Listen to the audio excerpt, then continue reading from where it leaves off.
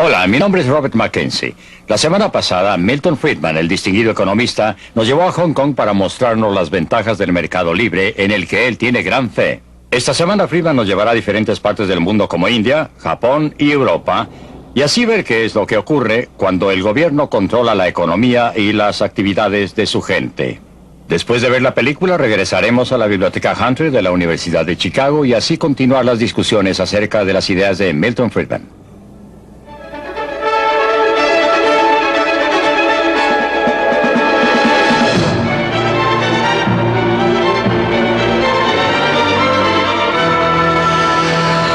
Libre para elegir. Desde el punto de vista de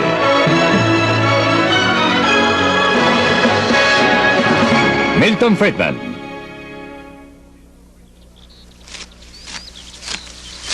La tiranía del control.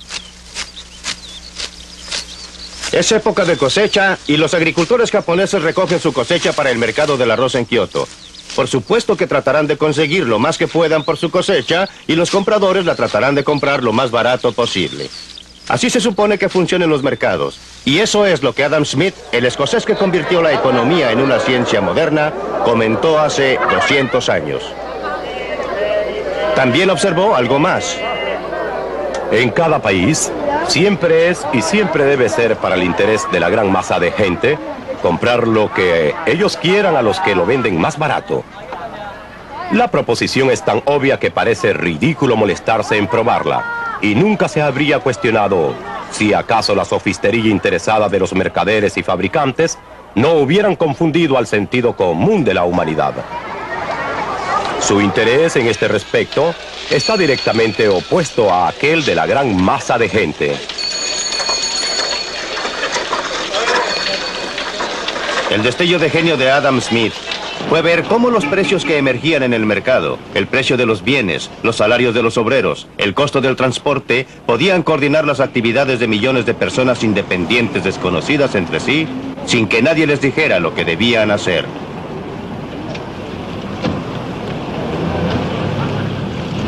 Su idea clave fue que el propio interés podía producir una sociedad ordenada que beneficiaba a todos. Era como si existiera una mano invisible. La mano invisible es una frase que fue introducida por Adam Smith en su gran libro La riqueza de las naciones, en el que él habló del modo en que individuos que solo pretendían desarrollar sus propios intereses fueron guiados por una mano invisible a promover el bienestar público, lo que no era su intención. Él hablaba del mercado económico, del mercado en que la gente compra y vende. Y estaba indicando que a fin de que un carnicero o un panadero o un fabricante de velas pueda obtener una renta, tiene que producir algo que alguien quiera comprar y por consiguiente, en el proceso de promover sus propios intereses y preocuparse de sus propias utilidades, terminó sirviendo los intereses de sus clientes. Cuando Adam Smith publicó La riqueza de las naciones, la Gran Bretaña era todavía en general un lugar rural y plácido, pero la revolución industrial ya estaba comenzando y el estándar de vida estaba comenzando a mejorar.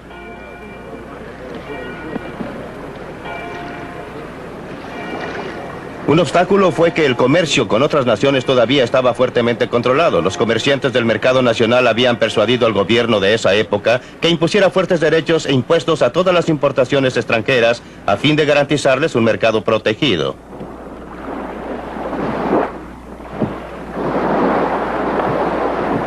Uno de los resultados fue convertir a Gran Bretaña en una nación de violadores de la ley. El contrabando era un pasatiempo nacional.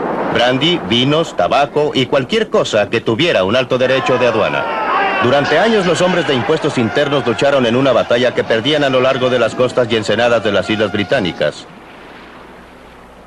En 1846, después de años de discusiones y éxito parcial, los seguidores de Adam Smith finalmente persuadieron al Parlamento británico que eliminara todos los derechos sobre los bienes importados del exterior. Gran Bretaña inició un comercio totalmente libre, dando un impulso adicional al creciente estándar de vida. Lo que ocurrió en Gran Bretaña como una consecuencia de liberar la tremenda fuerza del interés propio tuvo el efecto inesperado de beneficiar a millones de personas a través de todo el mundo. Y en 1851, la evidencia fue exhibida con orgullo en la gran exposición del Palacio de Cristal.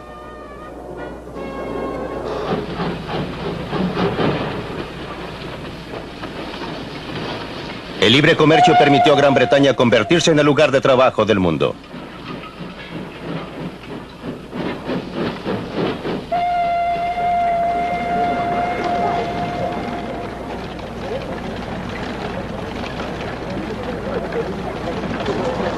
¿Pero fue todo un accidente? No lo creo. Considere lo que ocurrió en 1868 al otro lado del mundo, en el Japón.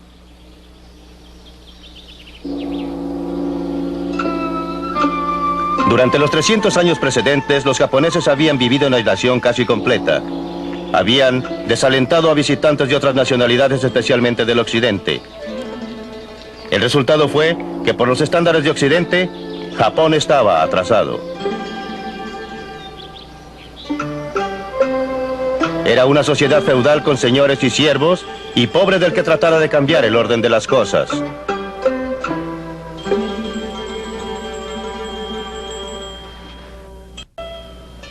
Las mujeres eran ciudadanos de tercera clase. En 1868, una nueva generación de gobernantes decidió que había llegado el momento para que Japón se pusiera en contacto con el mundo exterior. Y con la llegada de los primeros comerciantes extranjeros de Occidente, las cosas comenzaron a cambiar. Los japoneses siguieron las pautas comerciales de los ingleses porque Gran Bretaña era la principal nación del mundo. En esta forma, el comercio libre llegó a Japón. El Japón se convirtió en un imán para las ideas y logros de otras personas. Una de las primeras industrias tradicionales que sintieron el efecto fue la del tejido. De Europa, los japoneses importaron el método Jacquard, una forma de programar un telar para controlar la exactitud del tejido y para estandarizar la producción. Los obreros se adaptaron bien a la nueva atmósfera, lo mismo que sus empleados.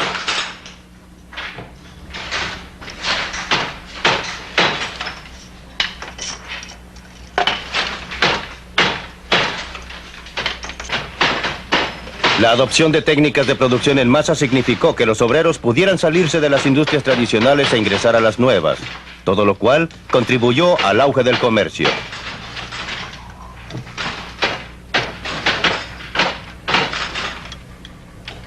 Ninguno de nosotros puede evitar verse afectado por la atmósfera intelectual que respiramos. A mediados del siglo XIX, cuando el Japón terminó con su aislamiento autoimpuesto y entró a la edad moderna, nunca se le ocurrió a sus líderes seguir otro curso que aquel de la libre empresa y mercados libres. Esa era la atmósfera intelectual del momento, creada por el éxito de Gran Bretaña al aplicar los principios de Adam Smith. En 1948, cuando la India logró su independencia, sus líderes habían sido todos educados en Gran Bretaña. Se habían sentado a los pies de Harold Lasky y sus asociados en Oxford y Cambridge. Nunca se les ocurrió seguir cualquier otro curso que la planificación central y el control gubernamental. Era la atmósfera intelectual de la época.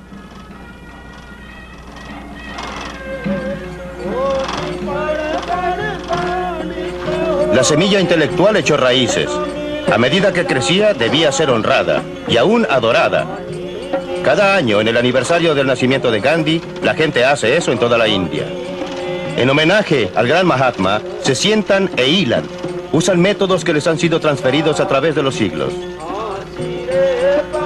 Pero es más que un símbolo de honrar al pasado. Tipifica la política que están siguiendo en realidad.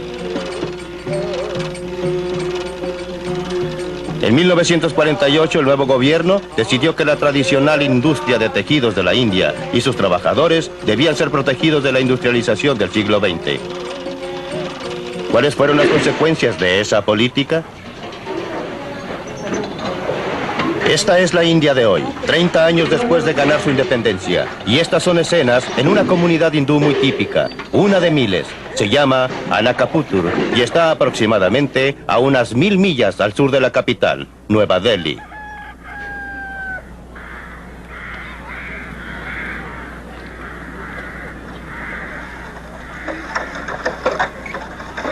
Esta no es la clase de vida que el gobierno tenía la intención de perpetuar. Al subsidiar el algodón, hilado por los aldeanos, y el género que tejen, hacen que sea difícil que se desarrolle la industria moderna.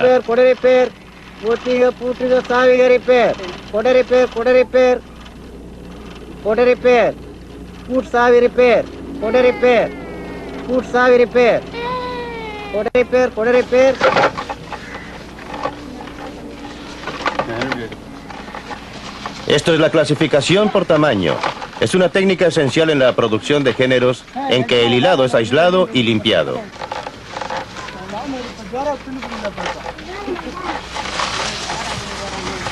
Una máquina moderna podría hacer lo mismo en 1/100º del tiempo. El resultado de la planificación gubernamental para modernizar la industria es que el número de telares manuales aproximadamente se duplicó en los primeros 30 años de la independencia de la India. Actualmente, en miles de aldeas a través de la India, el sonido de las manos puede escucharse desde temprano en la mañana hasta tarde en la noche. Solo en esta aldea hay más de 3.000 telares manuales en operación. Desde 1948, 3 generaciones de aldeanos se han sentado en estos telares fabricando telas con diseños que jamás verían, usando métodos que nunca cambian. No hay nada malo con esta actividad, siempre que sobrevivan a la prueba del mercado, ya que es la forma en que esta gente puede usar sus habilidades y energías con mayor eficiencia. Después de todo, en el Japón, donde el gobierno no ha estimulado especialmente la industria de telares manuales, aún existe un segmento muy pequeño, pero muy productivo, de telares manuales. El problema aquí es que esta industria solo existe porque el gobierno la ha subsidiado, la ha apoyado, porque en realidad ha aplicado impuestos directos e indirectos al resto de la población de la India. Gente que no está mejor de lo que esta está, a fin de permitir que continúe su actividad. Otras industrias, tanto industriales textiles como de una variedad de clases, han sido restringidas, limitadas. Se le ha impedido proporcionar empleo más productivo a fin de proporcionar lugar a esta industria. El efecto ha sido inhibir el desarrollo, impedir el crecimiento e impedir la actividad dinámica que en otra forma podría desarrollarse con las energías y habilidades del pueblo de la India.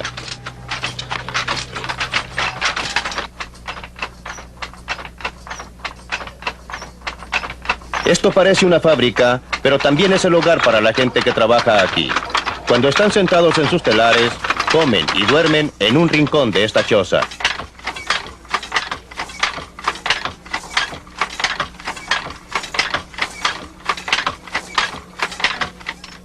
A través del mundo, los gobiernos siempre declaran que están mirando hacia el futuro. En la práctica, siempre están mirando hacia atrás, ya sea protegiendo a las industrias que existen o asegurándose que cualquier empresa que hayan decidido iniciar sea estimulada y desarrollada. Esto ocurre a costa de la clase de desarrollo sano de industrias nuevas, dinámicas y capaces de adaptarse que indudablemente surgirían si se dejara operar libremente al mercado, si se permitiera separar las empresas no exitosas de las exitosas, desalentando a las no exitosas y estimulando a las exitosas.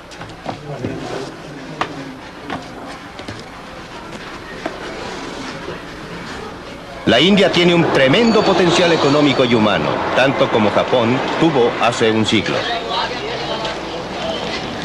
La tragedia humana es que en la India ese potencial ha sido sofocado por la camisa de fuerza impuesta por un gobierno paternalista que todo lo sabe.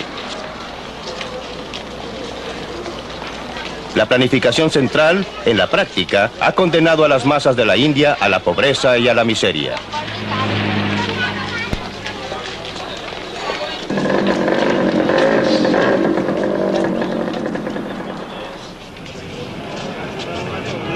Sabemos lo que ha ocurrido en el Japón. El libre comercio inició un proceso que revolucionó al Japón y a la vida de su gente. Las mejorías en el bienestar material se desarrollaron conjuntamente con la eliminación de la estructura social rígida de hace un siglo. No es un accidente, como siempre. La libertad económica promueve la libertad humana. Y en el intertanto, ¿qué ha ocurrido en la industria japonesa de tejidos?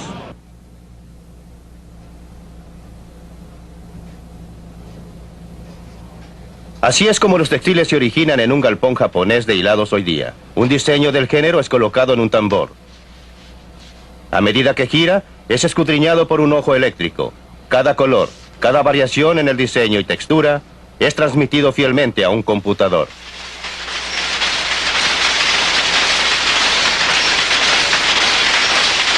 Es todo lo que necesita un telar moderno del Japón.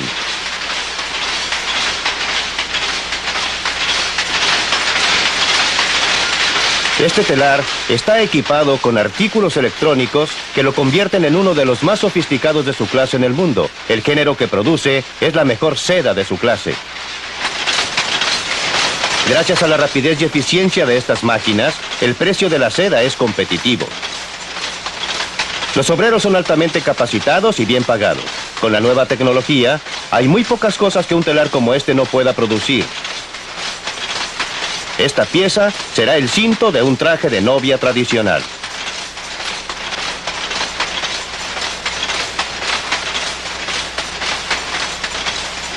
Estos son productos fabricados a máquina, pero por cualquier estándar son muy hermosos.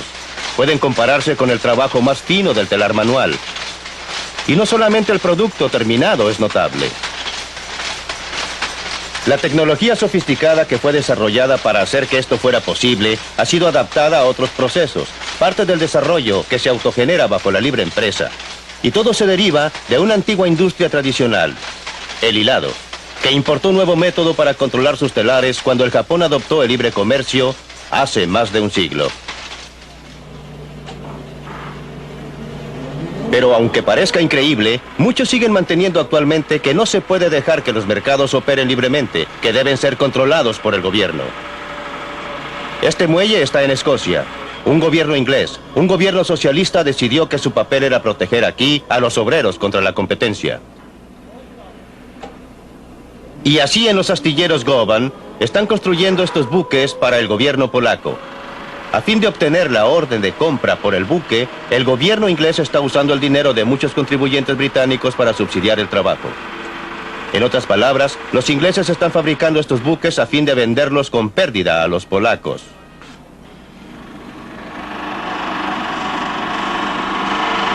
No solo los polacos, sino que también nosotros en América nos beneficiamos con esta clase de filantropía. La industria del acero en los Estados Unidos fabrica un producto fino. Otros países también lo hacen. Y su acero es a menudo más barato, a veces porque sus contribuyentes lo subsidian. Así pues, ¿por qué no podría el consumidor norteamericano comprar acero donde lo pueda obtener más barato, en casa o en el extranjero? La industria norteamericana del acero ha trabajado mucho tratando de persuadirnos que no nos conviene comprar en el mercado barato. Urgieron al gobierno a restringir lo que ellos llaman competencia desleal, aunque por supuesto que reconocen que esto involucra algunos peligros. El dilema de pedir ayuda a nuestro gobierno en este problema de competencia desleal nos preocupa a muchos porque la espada en realidad corta en ambos sentidos. Pero creemos que lo que hemos tratado de hacer es muy diferente a la clase de participación gubernamental directa que ocurre en muchas de las naciones extranjeras a través del mundo, donde los gobiernos proporcionan asistencia financiera directa, ya sea en forma de propiedad o préstamos o subsidios en alguna u otra forma. Lo que hemos tratado de hacer es simplemente obtener que nuestro gobierno haga valer las leyes de los Estados Unidos contra la competencia desleal que siempre ha estado presente en los libros de los Estados Unidos. Hacemos una clara distinción entre eso y, por ejemplo, los varios cientos de millones de dólares que el gobierno francés ha concedido a las industrias francesas del acero, o que British Steel Corporation haya recibido 1.3 billones para inversiones de capital este año. Por eso, mientras nos molesta tener que intervenir con nuestro gobierno en lo que tradicionalmente creemos son prerrogativas de la libre empresa, y lo único que estamos pidiendo es que el gobierno aplique las leyes promulgadas por nuestro Congreso. No estoy muy seguro que en realidad sea muy diferente de pedir a alguien que arreste a alguna persona que cometió un crimen. No creo que se nos pueda acusar de ser reaccionarios si denunciamos a alguien que estaba robando a la policía si fuera una violación de una de las leyes de los Estados Unidos. Creemos que estamos haciendo exactamente lo mismo cuando iniciamos acciones contra productores extranjeros quienes creemos que están violando las leyes de los Estados Unidos.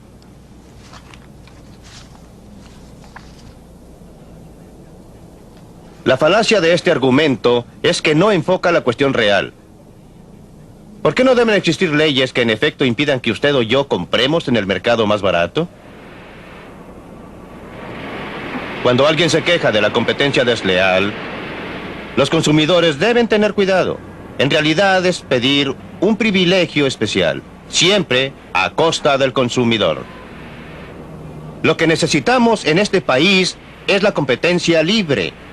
Como consumidores que compran en un mercado internacional, mientras más injusta sea la competencia, mejor. Eso significa mejores precios y mejor calidad para nosotros. Si gobiernos extranjeros quieren usar el dinero de sus contribuyentes para vender bienes a bajo costo a la gente, ¿por qué debemos reclamar? Sus propios contribuyentes reclamarán muy pronto, y no durará mucho tiempo. La historia proporciona muchas pruebas de lo que sucede cuando industrias protegidas por el gobierno compiten con industrias que tienen que operar en un mercado abierto y libre. Casi siempre, las industrias protegidas por el gobierno pierden el primer lugar. Pregunte a Sir Freddie Laker, el inglés que inició el tráfico aéreo barato a través del Atlántico. ¿Quiénes eran sus principales competidores? Eran todas las líneas aéreas protegidas por el gobierno, financiadas por el gobierno y reguladas por el gobierno también. Le fue muy bien y ganó muchísimo dinero. Y usted y yo hemos obtenido viajes más baratos a través del Atlántico. Nada podría promover la salud a largo plazo de la industria del acero. Nada la convertiría en una industria más eficiente, lucrativa y productiva que si el gobierno de los Estados Unidos sacara sus manos de ahí, sin proporcionarle privilegios especiales ni imponiéndole restricciones especiales. Y lo que es cierto para la industria del acero, lo es para cada otra industria del país.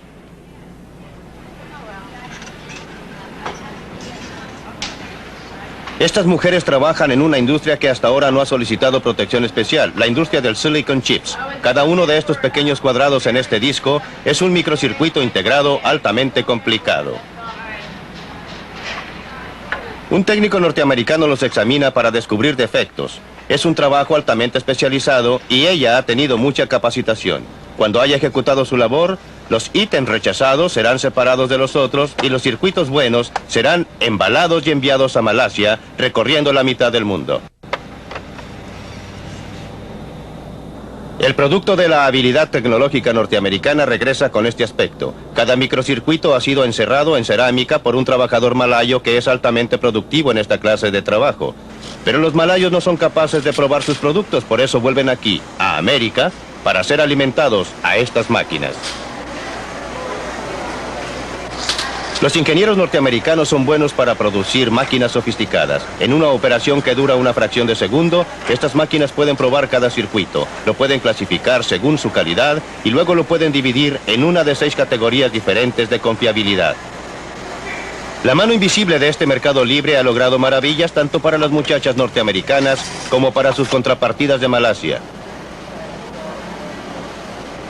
Y todavía no hemos llegado al final porque los silicon chips norteamericanos son exportados a muchos países donde obreros extranjeros los arman. El producto final es luego devuelto a muchas tiendas, de modo que usted y yo, los consumidores, podemos beneficiarnos con calculadoras de $10, como también con muchos otros dispositivos electrónicos que hasta hace poco simplemente no existían.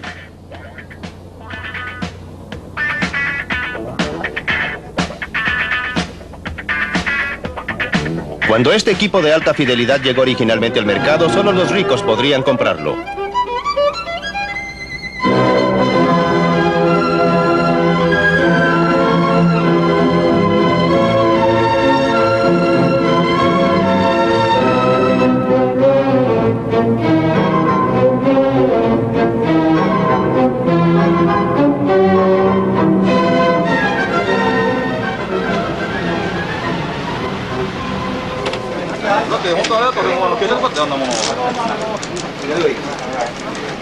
Pero aun cuando el mercado internacional del trabajo parece operar a beneficio de todos, la gente siempre alega contra él. El argumento usual contra el comercio libre total es que la mano de obra barata en el exterior quitará empleos a los trabajadores en casa. ¿Pero qué es barato? El obrero japonés es pagado en yens. El obrero norteamericano es pagado en dólares. ¿Cómo comparar el yen con el dólar? Necesitamos alguna forma de transformar a uno en el otro. Aquí es donde entra el tipo de cambio. El precio del yen en términos del dólar. Supongamos que a algún tipo de cambio los bienes japoneses son en general más baratos que los nuestros. Entonces estaremos comprando mucho más al Japón y vendiéndoles poco. ¿Pero qué harán los japoneses con los dólares extra que ganen? No quieren comprar mercaderías norteamericanas. Se supone que todas estas son caras. Quieren comprar mercaderías japonesas, pero para poder hacerlo necesitan yens. Llegarán llamadas de todas partes del mundo a lugares como este, ofreciendo comprar yens con dólares. Pero habrá más ofertas de comprar yens que de venderlos.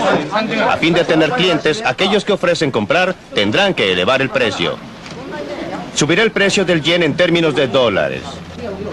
Como usted recuerda, eso ocurrió en 1977 y 1978. A fines de 1978 se requería un 50% más de dólares para comprar una cantidad de yens que un año antes. ¿Pero qué sucede?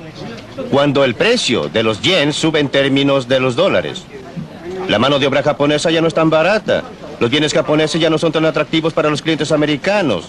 Por otra parte, la mano de obra norteamericana ya no es tan cara para los japoneses. Las mercaderías norteamericanas son más atractivas para los japoneses. Les exportaremos más y les importaremos menos. Se crearán nuevos puestos en las industrias de exportación para reemplazar cualquier empleo que podrían haberse perdido en industrias que compiten con las importaciones. Así es como un mercado libre de cambios internacionales equilibra el comercio alrededor del mundo cuando se le permite operar.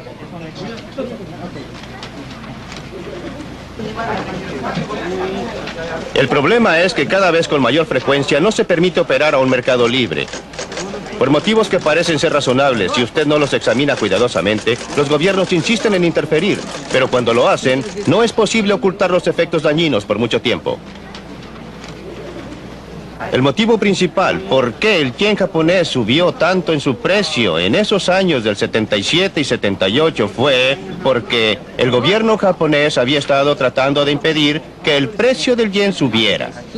En el proceso, se permitió que los que podían haber sido disturbios menores se acumularan hasta formar una importante brecha en el comercio.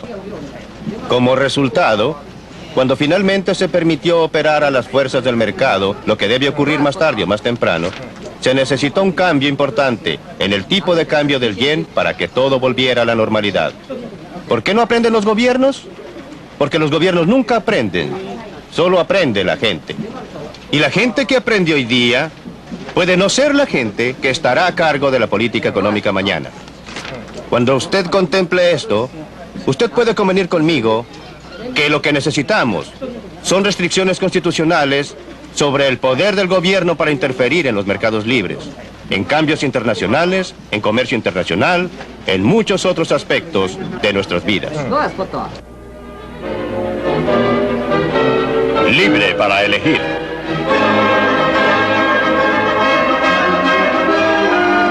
Pues bien, aquí en Chicago los invitados especiales que han estado viendo esta película pueden opinar. Esta película me ha puesto nervioso. Existen consideraciones políticas, sociales y éticas que desgraciadamente no se reflejan en la filosofía económica expresada. Existe un sentimiento penetrante en esto de que el trabajador individual debe ser sacrificado para el bien general de toda la sociedad. Y yo no veo cómo se pueda sacrificar el bien general de los individuos para la sociedad, ya que la sociedad solo consiste en esos millones y millones de individuos agrupados. Y en ninguna parte se presta consideración alguna a los aspectos sociales y éticos de la fórmula de libre comercio que usted propicia. Obtengamos otros puntos de vista del grupo. ¿Cuál es su reacción, Dan Ransfield, como hombre de negocios, a la idea expresada por Milton Friedman de que Norteamérica debe comprar en los mercados más baratos, los bienes más baratos, sin protegerse contra estos? Juré que jamás trataría de defender a Milton Friedman y no lo haré. Pero déjeme comentar primero las observaciones de Dick. Me preocupa oír que se invoquen argumentos sociales y morales en un tema como este. Porque me parece que la medida es lo que en realidad afecta al ser humano. Cada individuo debe preocuparse por la humanidad. Para un solo individuo que esté desempleado representa un 100% de desempleo. Y eso lo reconocemos, yo lo reconozco. Pero el mundo real es, si usted, como lo hizo la película, fuera a la India, y usted quiere ver las cosas que uno puede describir como inhumanas, como pobreza y problemas de seres humanos, ve que existen. Y la prueba debería ser qué resulta, qué proporcionará una circunstancia que será más que dinámica y más productiva en el mundo. Es verdad que a largo plazo estaríamos mejor con el comercio libre, estoy de acuerdo con Milton. Pero es el corto plazo el que importa, y es aquí donde existen problemas serios de ajuste. No hay duda de que los países en desarrollo necesitan acceso a mercados tales como los mercados norteamericanos. Y Norteamérica los necesita para exportar a fin de poder exportar más a los países en desarrollo. Las exportaciones norteamericanas a esos países aumentaron un 20% del total de exportaciones. Un 30% durante los últimos 10 años. Pero el ajuste es importante porque lo que está ocurriendo actualmente es que no un grupo cualquiera de obreros está siendo afectado por este comercio. Son los obreros norteamericanos con mayores desventajas y menos privilegios los que están siendo afectados. Y generalmente son mujeres, miembros de las minorías, que trabajan en vestuario y en la electrónica. Y creo que el ajuste consiste en acción tanto del país en desarrollo como del país desarrollado. Por ahora, consideremos el aspecto norteamericano. Por la parte norteamericana, los sindicatos y la industria deben dejar de discutir respecto a asuntos morales y deben organizarse. No puedo estar más de acuerdo con Helen. Creo que aquí está involucrado un problema muy válido de distribución de renta. Por cierto que la sociedad está mejor y los consumidores están mejor como resultado de importaciones más baratas y los apoyo, y aquí estoy totalmente de acuerdo con Milton. Pero si la incidencia del ajuste afecta a grupos desposeídos, entonces usted querría hacer algo al respecto, si esto realmente se convierte en un asunto ético. Pero la otra cosa que creo que Milton propone, con la cual estoy absolutamente en desacuerdo, es, suponga que los gobiernos extranjeros en realidad subsidien y promuevan activamente las exportaciones. Para usted, ¿se echaría usted para atrás simplemente y solo diría, vamos a estar mejor como resultado de esto? Yo no creo que esto considere el hecho de que todo el sistema internacional pueda quebrarse como resultado de lo que la gente considera como competencia desleal que emerge en economías pluralistas. Y creo que esto es lo que en realidad ustedes están comenzando a ver. Así pues, necesitamos algunas sanciones. Quiero decir, puedo recibir propiedad robada y estoy mejor. Por supuesto que estoy mejor. Pero si como resultado de esto estimulo el robo, creo que pocas personas estarían de acuerdo de que esto es algo de lo que uno en realidad querría preocuparse. Antes de dar la palabra a Friedman, ¿una reacción a los comentarios? Sí, en realidad para Don y para Helen. Don, usted eligió dejar de lado, o usted parece haber elegido dejar de lado las consideraciones sociales y éticas.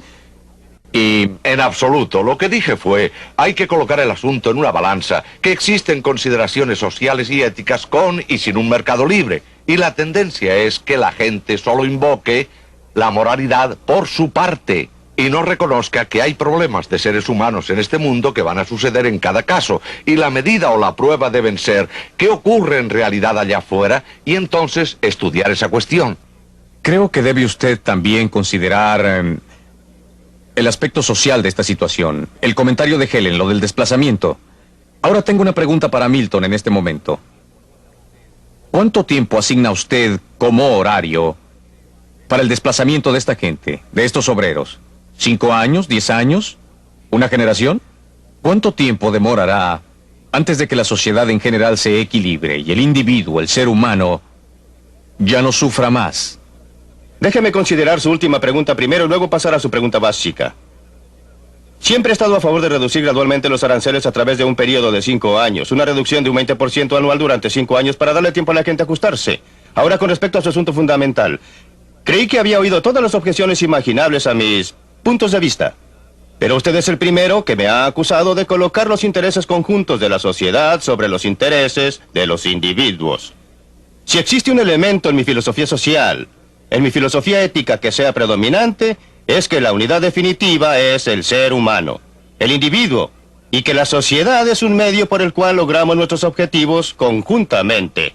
Alegaría que todos los puntos sociales y morales están de parte del libre comercio y que usted, y la gente como usted, que introduce el proteccionismo, es la que está violando asuntos fundamentales, sociales y morales. Dígame, ¿qué sindicato representa a los empleados que fueron desplazados porque los altos aranceles reducen las exportaciones de este país.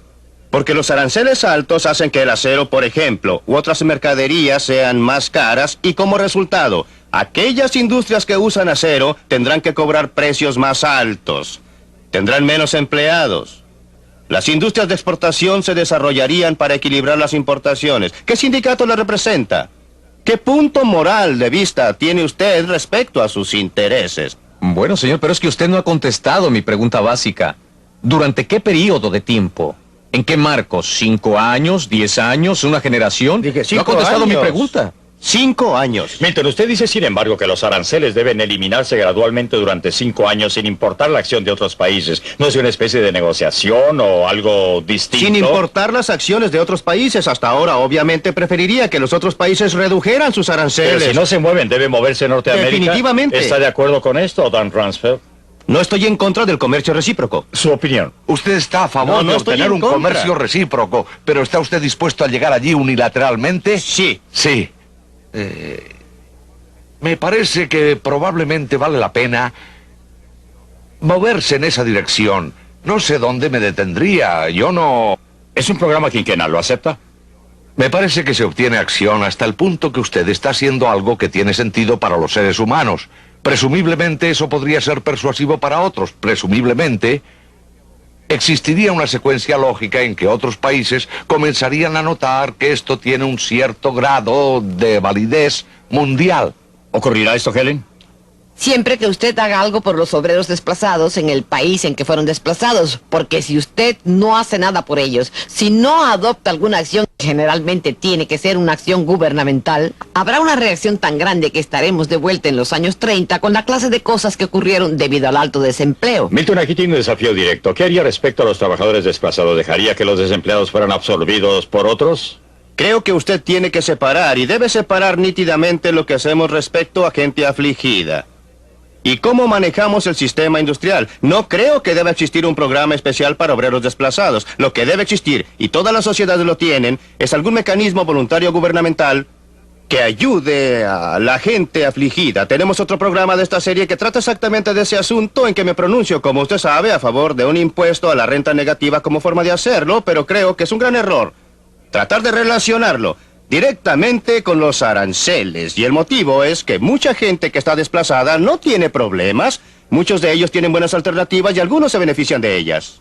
Por supuesto que habrá algunos que estén afligidos, pero siempre hay gente en situación difícil por toda clase de motivos. En una sociedad dinámica, las demandas están creciendo allá, están creciendo acá. No existe mayor motivo, en mi opinión, para tener un programa especial para aquellos que son desplazados debido a cambios en la oferta y la demanda en el plano internacional que debido a los cambios en el plano nacional. Una reacción rápida. Disculpe, muy pero hay rápida. una cosa que no entiendo. ¿Por qué quiere usted volver a una situación que este país tenía en 1900? ¿Por qué quiere volver a la situación en que unos pocos controlan el destino económico de cada trabajador, hombre y mujer? Es exactamente lo contrario, señor Dixon. El mejor modo de limitar el control por parte de unos pocos es el comercio libre a nivel mundial. No existe medida alguna que haría más para evitar el desarrollo del monopolio privado, que un comercio libre completo sería mucho más efectivo que todos los juicios No, estoy en antimonopolios que se siguen en desacuerdo el mundo. total. Usted terminaría con una situación como en la película Rollerball, en que las corporaciones proyectaban sus esferas de influencia económica a través del mundo y controlaban todo. O sea Usted que todo vio- sería controlado por corporaciones. Usted vio... La vi toda, señor. Perdóneme, usted vio la película de Hong Kong, ¿no es así? Sí, sí, la vi. ¿Dónde están esas corporaciones ahí? Podríamos meternos a ese callejón y tener dificultades para salir. Movámonos a otro gran tema de la película. Es decir, que hablando en términos generales, los países del tercer mundo han cometido un error muy serio al convertirse en economías planificadas de comienzo a fin. Y para usar una frase en el caso de la India, la planificación central ha condenado a las masas de la India a la pobreza y a la miseria. Pues bien, ¿cuál es su reacción? Estoy parcialmente de acuerdo con Milton, pero no estoy de acuerdo con él en muchas cosas.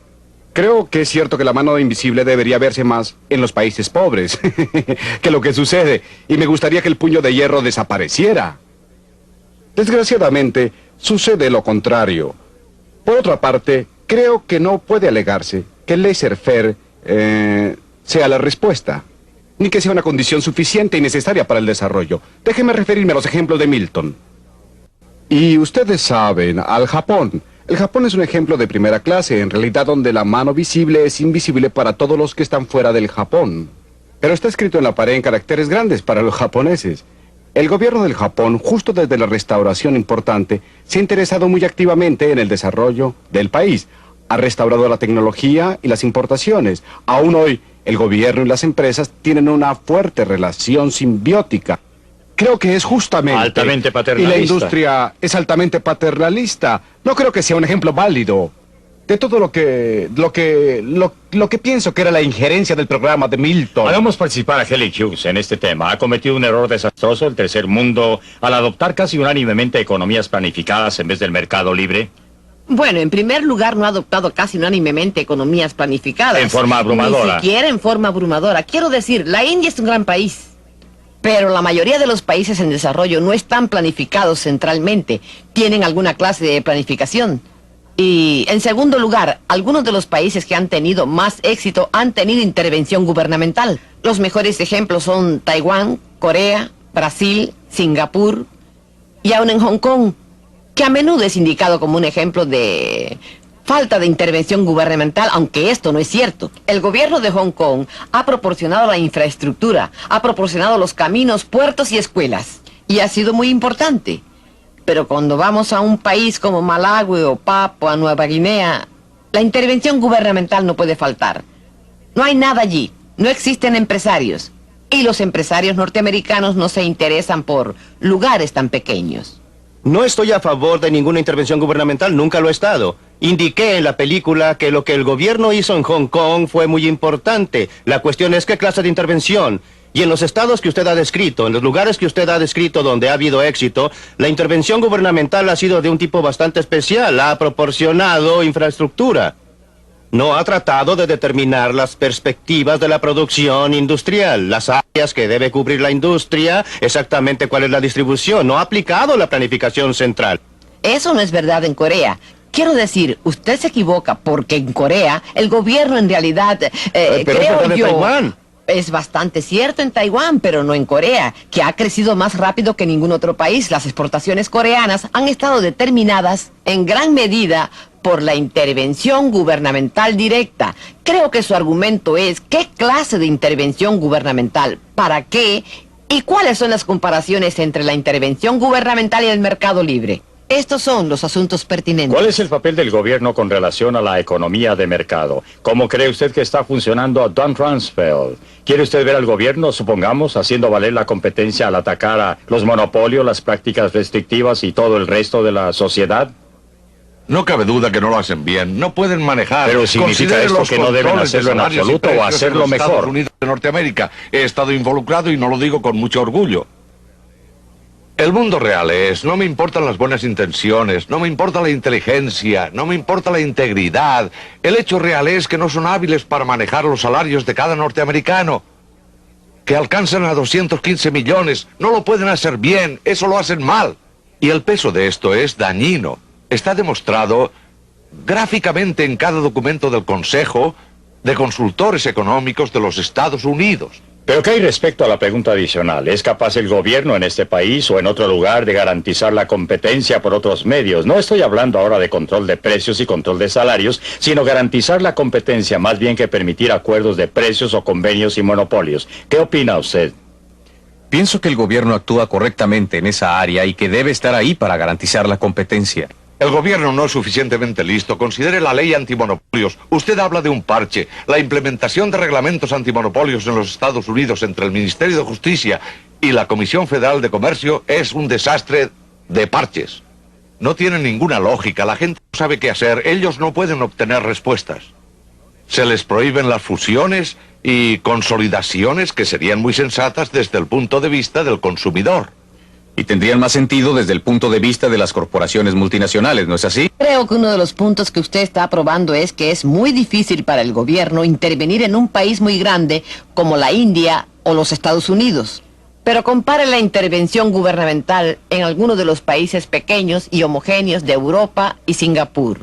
Y creo que es muy importante. Suiza tiene mucha intervención gubernamental. Suecia, Dinamarca, Noruega son solo 4 de los países con mayor renta en el mundo. Ellos tienen intervención para tratar de proteger el funcionamiento del sistema del mercado y hacerlo más eficiente. Milton tiene absolutamente la razón de que si usted está hablando de planificación central, esta ha sido desastrosa. Definitivamente, en términos de haber establecido cuotas industriales, creo que no existe ninguna duda en la mente de cualquier persona que haya estudiado el problema. Durante los últimos 20 Pues años, antes en la India también, sin advirtió duda. al respecto, ¿no es así? No con respecto a la planificación centralizada, ¿no? Claro que no, la planificación centralizada. Está bien, también estuve ahí como consultor. Sí, al respecto estoy al lado de Los Ángeles. Por una serie de años. Se supone que soy amigo de Milton, lo cual es algo desastroso. Dar consejos es una cosa, que sean aceptados es diferente. Estoy muy de acuerdo con lo que dijo Helen Hughes, que mientras más homogéneo sea el país, menos daño hará el gobierno al intervenir. No creo que haga un bien positivo, simplemente creo que hace menos daño. Pero con relación a los antimonopolios... Sí. Estoy a favor de las leyes que hacen que los acuerdos y restricciones del comercio sean ilegales. ¿Sí? La mayoría del resto del aparato antimonopolio ha promovido los monopolios en vez de impedirlos. Si usted observa dónde existen elementos monopólicos en el mundo y en los Estados Unidos, incluyendo las multinacionales que usted quiere mencionar, en casi todos los casos, ese monopolio se originó por una concesión especial del gobierno.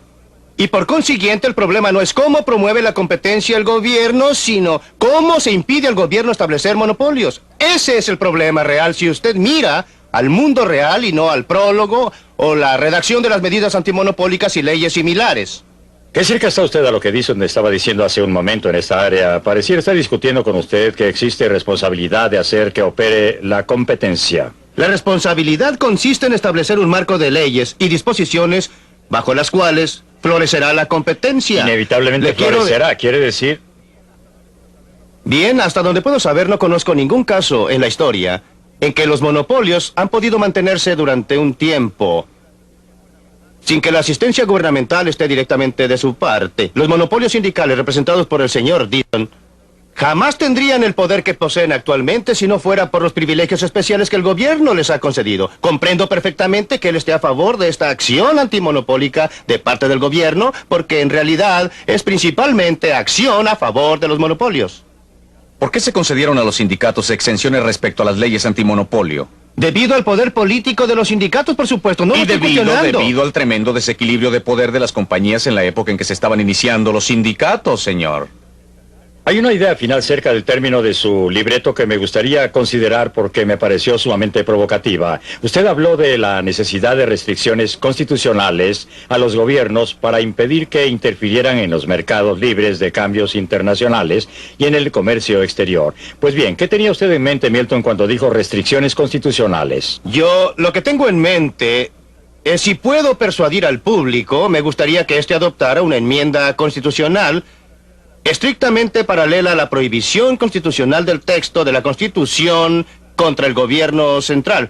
Lo siento, contra gobiernos estatales que imponen aranceles o derechos de aduana. Me gustaría tener una enmienda constitucional que expresara: el Congreso no impondrá ningún impuesto sobre las importaciones ni concederá ningún subsidio a las exportaciones, excepto aquellas que puedan ser necesarias. Creo que la redacción de la Constitución es que los estados están autorizados para hacerlo si es necesario para inspección. Esa es la excusa que usa California para inspeccionarlo cada vez que uno pasa en auto para ver si lleva cualquier planta, fruta o verdura. Milton, déjeme hacerle una pregunta. ¿Cuánto tiempo cree usted que sobrevivirían los Estados Unidos si promulgaran lo que usted quiere? Creo que los Estados Unidos prosperarían en una forma que es difícil de imaginar hoy día. Sería un ejemplo y guía para el resto del mundo. ¿Qué sentido tiene aquí cuando supuestamente somos los líderes del mundo? Somos los que promueven la libertad y la libre empresa y la iniciativa individual. ¿Y qué hacemos? Forzamos al débil y pequeño Hong Kong a imponer límites, restricciones a sus exportaciones bajo aranceles, a fin de proteger nuestros obreros textiles. Vamos al Japón y le decimos: por Dios, tienen que limitar el número de televisores que producen. En vez de hacerlo, deberíamos estar dando un ejemplo al mundo, y si damos al mundo un ejemplo similar al que dio la Gran Bretaña al mundo en el siglo XIX, sería tremendo. Tendría un impacto tremendo, fortalecería nuestra posición moral en el mundo, fortalecería nuestra posición ética en el mundo. En vez de dar dinero a los países subdesarrollados para producir productos que luego nos negamos a comprar y no les dejamos exportar a nosotros, estaríamos diciendo al resto del mundo: Si usted produce algo y si usted puede producir algo y tener un mercado aquí, venga, estaremos encantados de comprarlo y produciremos cosas que ustedes puedan comprar. Esa es la clase de esquema que me gustaría que los Estados Unidos establecieran. ¿Están de acuerdo sus socios con eso? Jamás, es un... Jamás es una palabra larga, señor. Sí, tiene razón. Y usted debe saber Y uno distinguir nunca debe entre- decir jamás. No, los funcionarios de su sindicato no lo aceptarían. No estoy seguro mis socios, respecto a sus mis socios. socios tampoco lo aceptarían. No puedo concebir que los Estados Unidos se establezcan como una meta para el resto del mundo. No es una meta. No existiría absolutamente nada que exigiera u obligara a cualquier otro país a promulgar cualquier convenio recíproco relativo a aranceles. Cierto. Y hasta el momento en que logren efectuar dumping en los Estados Unidos, y uso dumping en el sentido más amplio de la palabra, respecto a cualquier y todos los productos, ya sea subsidiado por el gobierno, por un gobierno extranjero, ya sea puesto allí debido a las instalaciones de fabricación de una corporación multinacional en un país extranjero, hasta que hayan logrado dejarnos absolutamente secos. ¿Drenándonos qué? Todos los bienes, señor. ¿Cómo? ¿Qué Bueno. harían con los dólares que obtengan? Pues lo comprarían todo, como lo están haciendo ahora.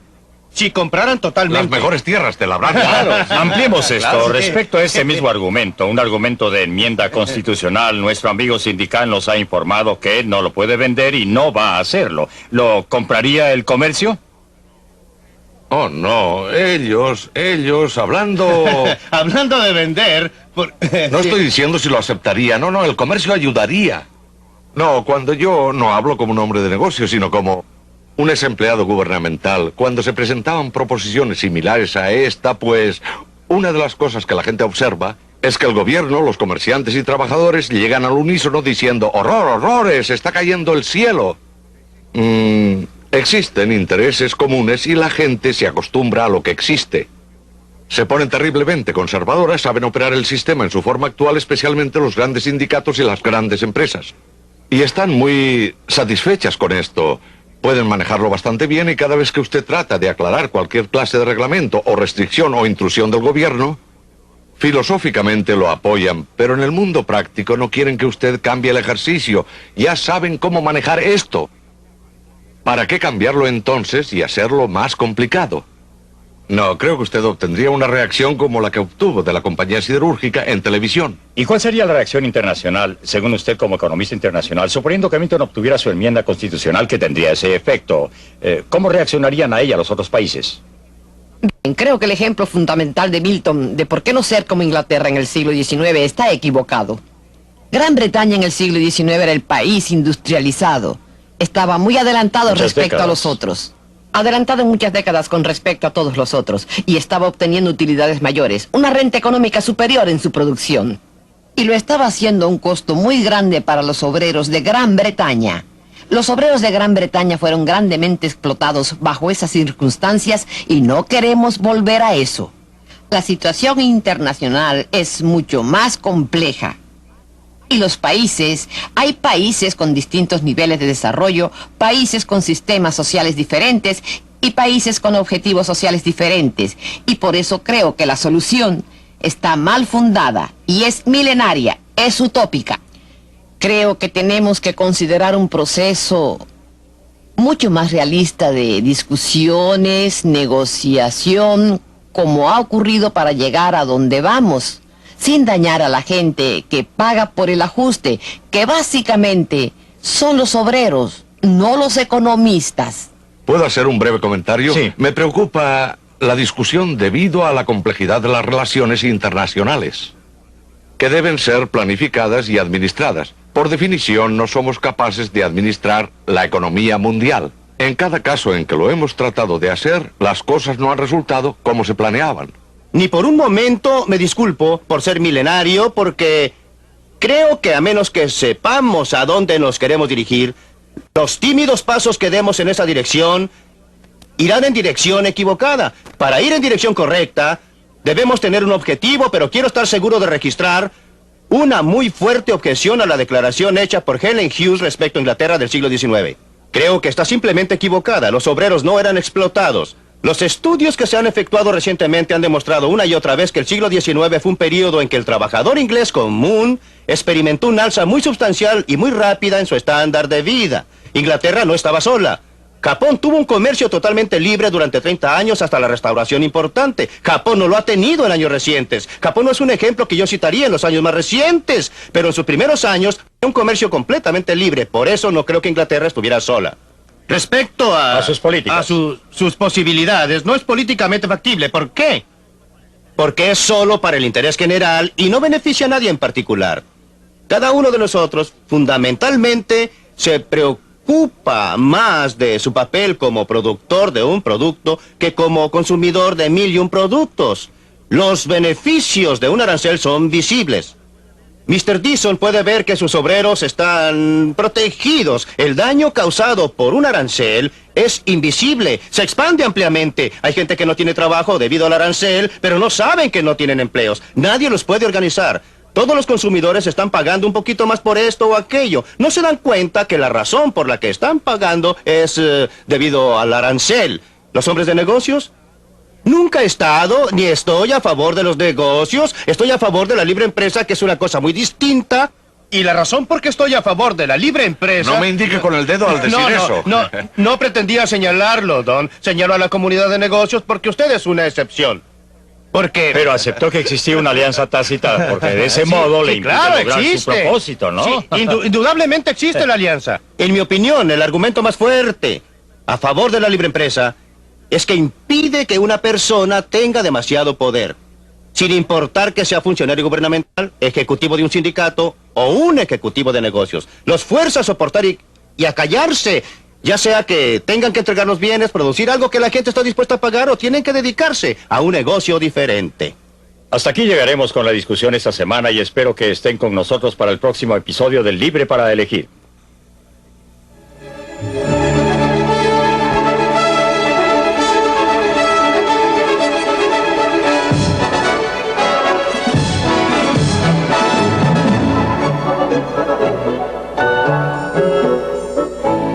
Hace 50 años la peor depresión económica cambió el curso de la historia.